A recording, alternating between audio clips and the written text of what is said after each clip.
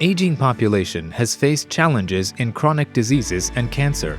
The need for new design of medicine with improved safety, lower toxicity, and high therapeutic index from traditional chemotherapy drugs has become a popular topic for drug discovery and development. Novel targeted drug delivery is the emerging strategy for new drug development and the trend for personalized medicine. The small molecule targeted cancer drug delivery system DBPR115 utilizes dipicolylamine as the targeting motif to detect signals released by cancer cells and allows accumulation that leads to the increasing cancer drug concentration in tumors. The system achieves greater anti-cancer efficacy and reduces side effects, which can lead to the enhancement in the quality of life for patients during treatments.